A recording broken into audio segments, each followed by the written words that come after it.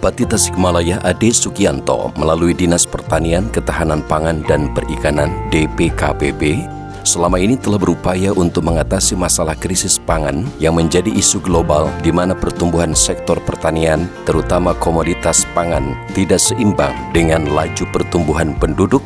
Keterbatasan produksi menjadi salah satu penyebabnya. Pandemi COVID-19 pun turut memperparah masalah krisis pangan di Indonesia. Hal ini bahkan berdampak terhadap naiknya inflasi di berbagai wilayah. Kabupaten Tasikmalaya tak luput dari hantaman tersebut. Tercatat, akibat besarnya hantaman pandemi COVID-19, komoditas ayam ras petelur di Tasikmalaya sempat terjun bebas. Dari semula 1.771.049 dan bisa menghasilkan 72.000 kg telur per hari, jatuh menjadi 994.422 ekor dan hanya menghasilkan 41.000 telur per harinya. Kondisi serupa terjadi pada produksi padi dan cabai rawit, di mana keduanya terus mengalami penurunan produksi seiring berjalannya waktu. Alih fungsi lahan yang mengakibatkan terjadinya pengurangan luas lahan pertanian menjadi salah satu penyebabnya. Adanya penurunan produksi dari komoditas pangan itu menyebabkan fluktuasi harga. Tercatat dalam beberapa tahun terakhir, komoditas telur ayam ras dan cabai merah mengalami 12 kali kenaikan harga, sementara cabai rawit mengalami 11 kali kenaikan harga. Kondisi inilah yang membuat pemerintah Kabupaten Tasikmalaya berpikir keras hingga meluncurkan satu program inovasi, yakni Tasikmalaya Mawaraharja atau Tasikmalaya Mandiri, swasembada pangan, masyarakat dan petani sejahtera, inflasi terjaga. Program ini dilaksanakan melalui pengembangan terpadu agribisnis terhadap komoditas cabai besar, cabai rawit, ayam ras petelur, dan padi organik. Program ini juga menjadi salah satu program prioritas yang tertuang dalam Roadmap Pengendalian Inflasi Daerah tahun 2022-2024 dan RPJMD Kabupaten Tasikmalaya 2021-2026 menjadi salah satu program pemulihan ekonomi daerah atau PED serta sesuai dengan arahan Presiden berkaitan GNPIV. Melalui program ini, pemerintah telah menggelontorkan anggaran yang tak sedikit. Untuk pengembangan agribisnis ayam ras petelur saja, pemerintah mengeluarkan anggaran sebesar 14,58 miliar dari APBD dengan pelaksanaan pemberian 45.000 valet, 931.700 kg pakan, 4 paket obat serta 8 kandang baterai. Untuk pengembangan budidaya cabai, pemerintah juga telah mengeluarkan anggaran sebesar 2,16 miliar dari APBD dengan pelaksanaan pemberian 2,3 ton pupuk kandang, 50 kg NPK, 30 kg polybag, serta 3 paket benih cabai besar dan rawit.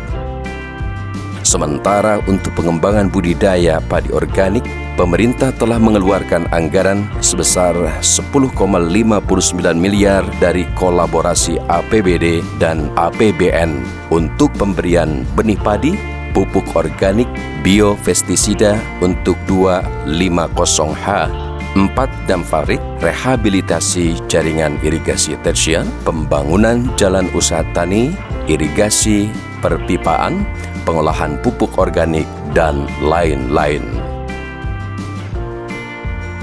Tak berhenti sampai di sana, keberpihakan DPKPP Kabupaten Tasikmalaya juga bisa terlihat dari adanya aliran bantuan lain berupa penyediaan sarana dan prasarana pertanian senilai 7,43 miliar serta bantuan untuk peningkatan kapasitas kelembagaan penyuluh pertanian dan petani dengan jumlah anggaran sebesar 2,47 miliar yang bersumber dari APBD.